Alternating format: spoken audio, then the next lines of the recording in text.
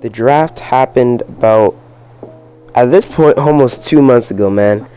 And I am ridiculously late. I'm sorry. But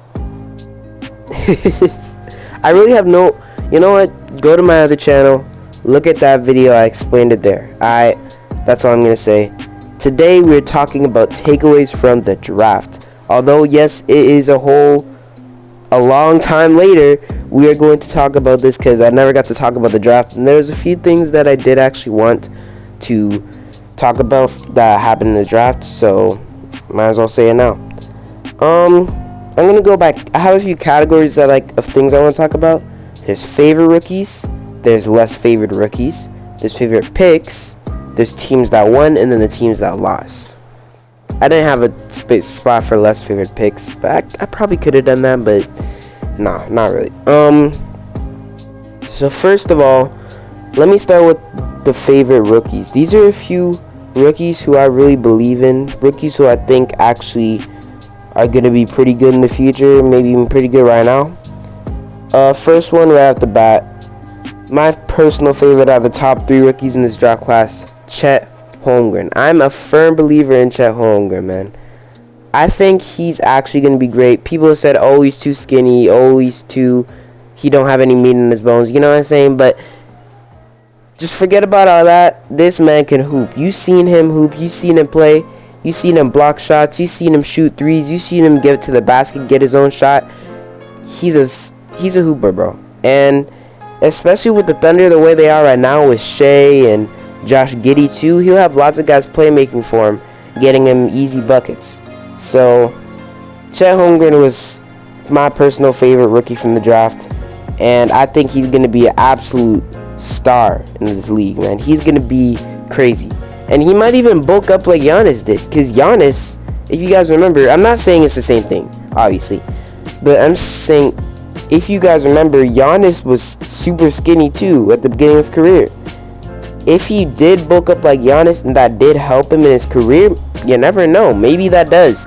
Maybe that adds something to his game, you know what I'm saying? But for now, even skinny, it doesn't matter. He's still a hooper. And I'm all for him, man. I cannot wait to see him on the Thunder team with Shea and Josh Giddey and even Lu Dort. Who else is there?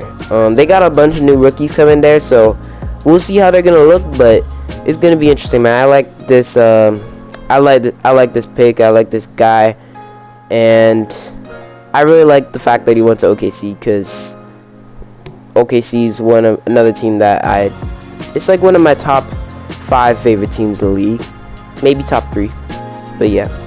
Moving on to the next pick, the next guy I favored more than the others, Bennedict Mathurin. Okay, by the way, guys, I'm now realizing this. Out of all my favorite rookies, 2 to 3 of them are Canadian. I'm sorry, y'all, but it is what it is. Bennedict Mathurin, he's a Canadian-born player in Quebec, I'm pretty sure. And he has looked, I saw a few highlights of him. He looked pretty good, like a nice wing who could get his own buckets, shoot a bit, drive a bit, you know. He's looking pretty good, and he's going to Indiana, and I like that little thing they got there in Indiana with Tyrese and, Miles Turner might not be there for long term, but Jalen Smith, Isaiah Jackson, those guys, that young core over there, I really like it. So just adding Bennedict Mathurin to that, who's like a guy who can get his own bucket. I really like that idea. There's also Shaedon Sharpe, who's another guy I like. Not a pick I like, but another guy that I like. Because Shaedon Sharpe's another Canadian-born player who's he's from Ontario. He's a really good, he's a good shooter from what I saw, at least. Like a really good shooter. And if Dane could get extra shooters, that's good, I guess. I just really like his game. I think he could do some great things in this league. And the last guy I had 2 more. My bad. I have 2 more.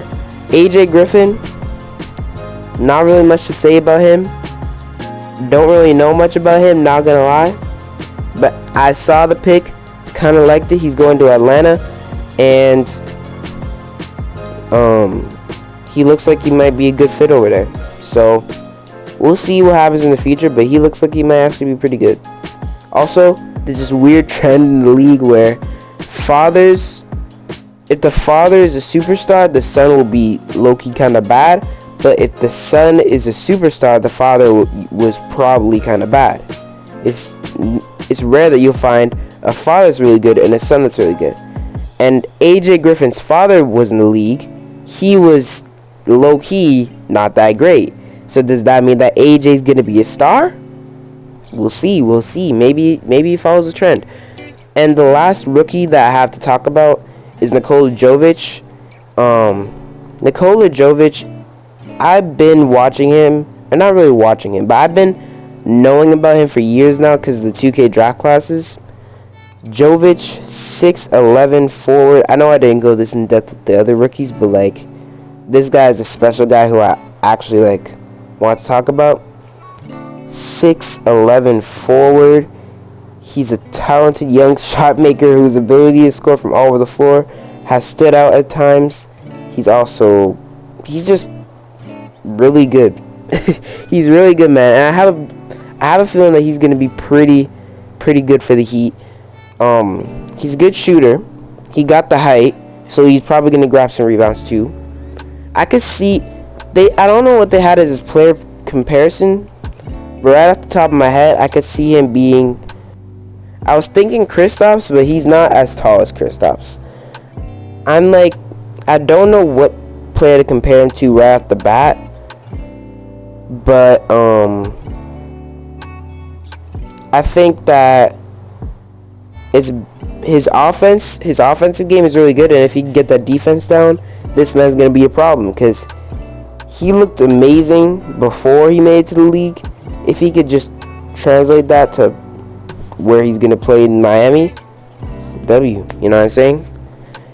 Moving on, we have the least, or not least favorite, I'd just say less favored, because there's not really a rookie that I hate in this draft class. There's just some rookies that I don't believe in as much as others. Just like last year, I didn't believe in Jalen Suggs because he hit that one game-winning shot, if y'all remember, and everybody was like, "Oh, Jalen Suggs," and I was like, "Really though?" The hype might have gotten him picked a bit high, but I don't know, man. I don't know. Jalen Suggs' career isn't over, but he was like a guy who I didn't believe in as much last year, and there are two guys here who I don't believe in as much this year. So the first guy is Jeremy Sochan. I don't know how to say his name, but second I saw he got picked, I was like, really? Like, I kind of questioned it. I thought there might have been a few other guys on the board. I'm hoping he could prove me wrong, because like right off the bat, I don't know how I feel about him. I'm hoping he proves me wrong, but I mean, I don't really know if he's gonna be that good. And the other guy I have here is, weirdly, y'all might not like me for this, but the first overall pick, Paolo Banchero. I don't really know, because I heard of problems that he had in college with something with cramps or something, where he was struggling with he was like sweating too much or something like that. I forgot what it was. It was some sort of injury problem where he needed special treatment for. And the second I saw that, when that was happening in college, I was kind of worried, because on the NBA, it's a whole different level. So there's going to be even more injuries than you already see now. So I'm like thinking, what's going on now? What are we going to do? Or what's the Magic going to do? We'll see how they handle that problem, if it's still a problem. I don't know what the Duke team did to resolve it, but if that's still a problem in the league, that might be a problem. The only reason that I did actually start believing in Paolo was because of I saw this one stat that, I know it's always the stats, man, like, and I know it might be superstition a bit, but I saw a stat where the last 2 Orlando Magic picks have both been big men who were really good, or all, I think it might have been 3. Was it 2 or 3? I forgot. But the last few Orlando Magic picks have been big men, have been really good. So because the Magic have had a lot of really good big men if you think about it in their past. It's really when it comes to the guards, they have a lot of them, but not a lot of good ones. But I mean, Jameer Nelson, Penny Hardaway, but you know, that's kind of it. Anyways, let me stop getting off track. Dwight Howard and Shaq, of course, those are the 2 Magic bigs who are going down as some of the greatest players of all time.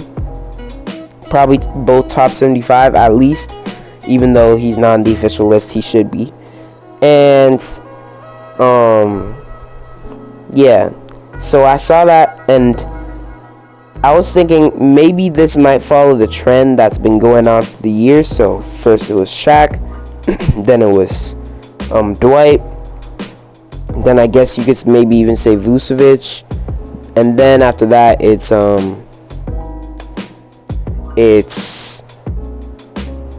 this guy, Paolo Banchero. I'm sorry, I keep pronouncing his name wrong, but I don't really know how to feel about him.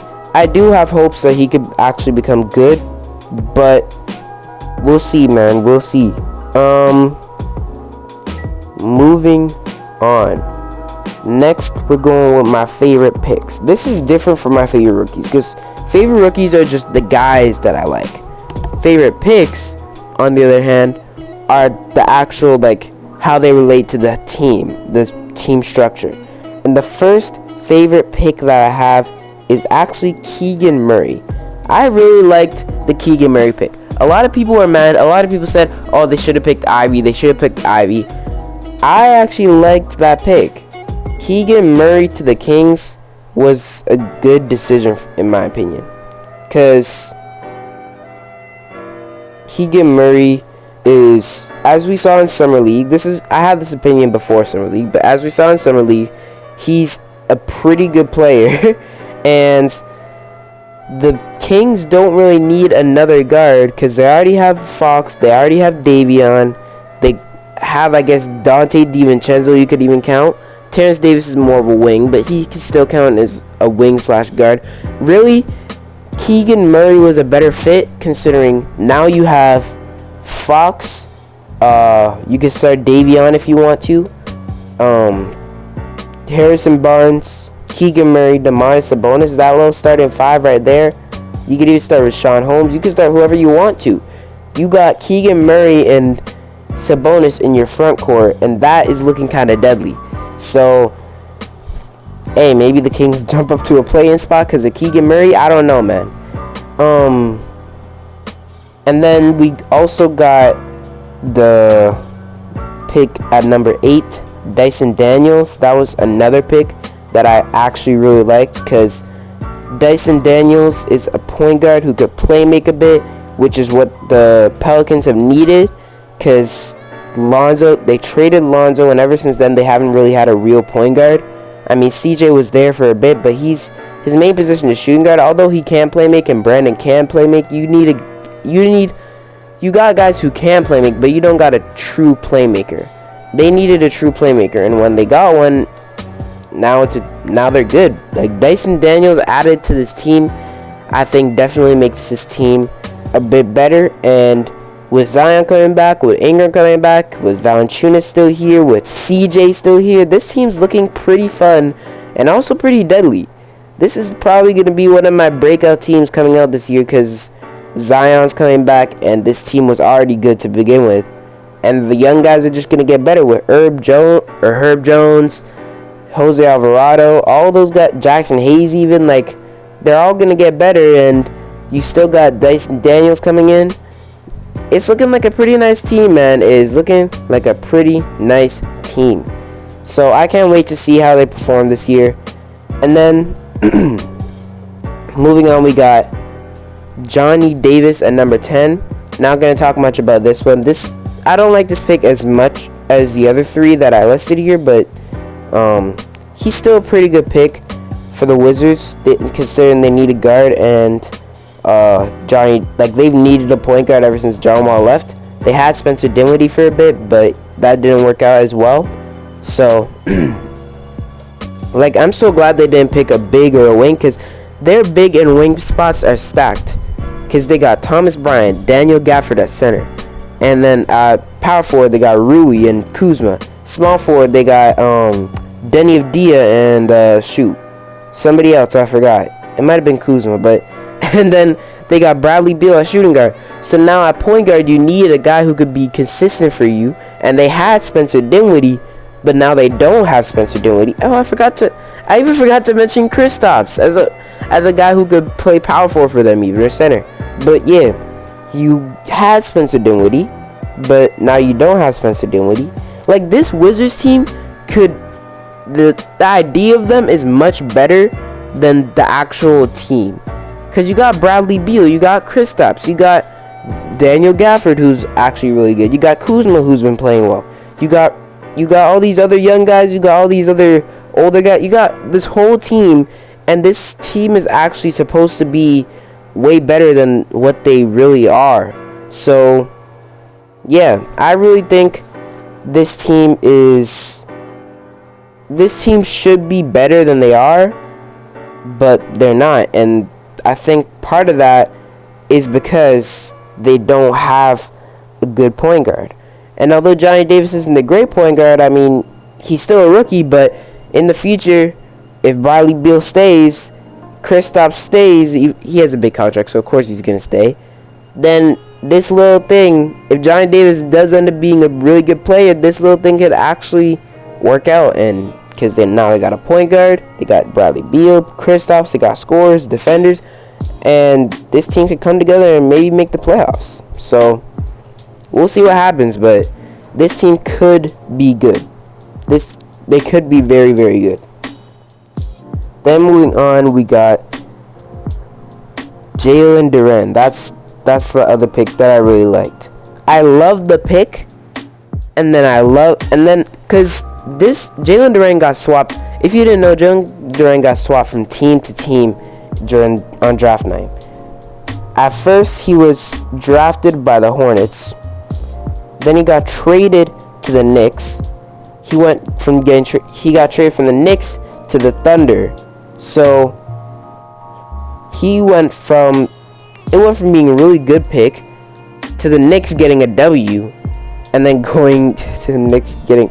Okay, Jalen Duren, I actually like this pick for the Hornets, but then because the Hornets have needed a center for like a while now, and they haven't gotten a consistent one, but then they traded him, and now, I mean, that kind of sucks, but they still got some other guys in this draft, so I'm not that mad at it. But then the Knicks got him, and they traded him as well, and I was like, whoa, okay. But then he went to Detroit, and Detroit, now I'm kind of liking what Detroit's building over there. I could have put Jaden Ivey on this list, but I chose not to, just because I just didn't want to. But Jalen Duren, I did like this pick, and Detroit did get a W here. So now they got Isaiah Stewart, who's already there, and Jalen Duren, both with the starting center and the backup. Probably, I'm guessing Isaiah Stewart going to be starting. And then, I mean, this team's young, and this team's already looking pretty nice. They traded Jeremy Grant away, but they're still tanking, of course, but they're not so terrible that they're gonna be like embarrassingly bad. Like, they got Cade, who's gonna probably be pretty good this year. They got Sadiq, Isaiah Stewart, Jalen Duren, Jaden Ivey. Like, they got all these guys. They should be at least, I mean, I guess with Jeremy Grant it will probably be better, but maybe around 13, 14 seed. Not the worst team in the league. That's what I'm trying to say. But anyways, let me move on, bro. Teams that won the draft. I'm gonna try and keep this a lot shorter because the video is getting kind of long. First of all, the Pistons. I think they're one of the teams that won the draft. They got Jaden Ivey, they got Jalen Duren, and in my opinion, that's enough because those two, I think, are going to be really good. Everybody believes in Jaden Ivey, and they're saying like he's kind of like a Ja Morant type player. And hey, Ja Morant and Cade Cunningham. I mean, Jaden Ivey and Cade Cunningham in the backcourt could be a backcourt in the future that looks deadly. For now, we'll see. We have to wait until the season comes and Jaden Ivey actually plays, and then we'll see how he is. We'll see how everybody else is. But Jalen Duren is also another pick that, as I said before, just now, I liked. So, both of those guys are good picks that I like, and I think the Pistons definitely won this draft. Another team that I think won this draft is the Thunder. They had, like, Chet, my favorite player in the draft. Then they also got, I think, because there's two different Jay Williams. They got Jalen Williams and Jalen Williams. I know that's super confusing, but it's Jalen with the E and then Jalen with the Y-L-I-N. So it's in. Hey, I'm not the one who named them. I ain't the one who named them. But it'd be crazy if they were brothers. That would be mad confusing though. But yeah, they both on the same team, which is wild. And you know what I'm saying? They here. We also got Ousmane Dieng, who got traded here from the Knicks with Duren. Oh wait, no. He didn't get traded for the Knicks with Duren. He was just traded in a separate trade. But the Knicks drafted him and then traded him here. And which just shows how bad the Knicks were in this, which is my next point. But yeah, the Thunder definitely won this draft. They got a lot of nice pieces who could be useful for them in the future. And I can't wait to see how all these players progress. And when it comes to teams that quote-unquote lost, because it's hard to lose the draft when all you're doing really is gaining players, unless you actually lost any players, like the Knicks. The Knicks traded Duren and Dieng. That's all I gotta say. Dieng, I'm not like really a firm believer in him, but he could still be nice. And Duren, I really like. So the Knicks definitely lost this draft. You could just see, I'm pretty sure during the draft, I posted on my Instagram story, follow the IG by the way, I posted that one picture of Stephen A. Smith just down bad, bro. He was sitting there, Spike Lee was trying to give him some comfort, bro. The Knicks, if you're a Knicks fan, I'm so sorry for you. I'm so sorry. Like, your franchise is so depressingly bad. I'm so sorry for you, bro. I'm sorry. And the other teams that lost, the Hornets, not really though. Like, they got Mark Williams, so that's great. I don't know why I only put them here because they traded Duren, and I really like Duren, as I said like 20 times in this video. But he's not really a guy who the Hornets aren't really a team that lost. And they just, like, the only team that really lost in this draft was the Knicks. It's just the other teams I put here, they were just like, these teams are like kind of notable, you know what I'm saying? Like, you could make an argument that they lost the draft. And then the other team that I put here is the Blazers, because they definitely, it's weird because Shaedon Sharpe's one of my favorite rookies, but the Blazers also lost the draft. How does that make sense? I really did want the Blazers to trade this pick. I wanted them to trade this pick, maybe something like this pick and like Anthony Simons for a star. But they didn't do it. And I mean, Anthony Simons is good, so you could have traded somebody else. But I'm just saying, I didn't really want them to keep this pick. I wanted to trade them for. I wanted to trade it for something that could actually help Dame win now, because that's what he wants to do. Dame's getting older. He's eventually gonna fall out of his prime, and you know what I'm saying? But yeah, I want Dame to win at the end of the day. And will this help Dame win in like 5 years maybe? But Dame wants to win now, and I don't know if this helps him win now, man. And that's really all I have to say. About 25 minutes, and I got out just about everything I wanted to say. Pretty much a quick summary. Chet Holmgren's good. Benedict Mathurin's good. Shaden Sharp's good. AJ Griffin's good. Nicolo's good. Jeremy's questionable. Powell's questionable. Keegan's good. Dyson's good. Jalen's good. And Johnny's good. The Pistons won. The Thunder won. Knicks lost. Hornets kind of lost. And Blazers kind of lost. But that's really it.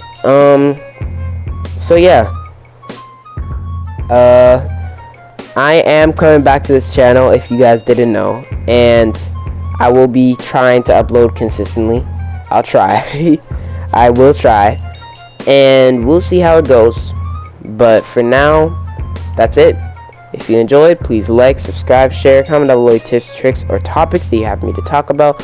I'm planning to talk about free agency soon, because I mean, not much happened. I mean, I guess the DeJounte Murray trade and the KD speculations, and then a few free agents switched teams. So there's not much to talk about, but like, will I talk about it? I might just talk about like players I believe in next season. I might just talk about things going forward, because I don't really think I need to talk about anything else, like with free agency. Unless KD gets traded. If KD gets traded while I'm on vacation, because I'm going on vacation in a few weeks, that'll suck, because then I won't be able to make a video about it. I'll probably just post on Instagram, which is why you guys should follow my Instagram. But anyways, I'll leave you guys. I'll see you guys next time. I'm out. Peace.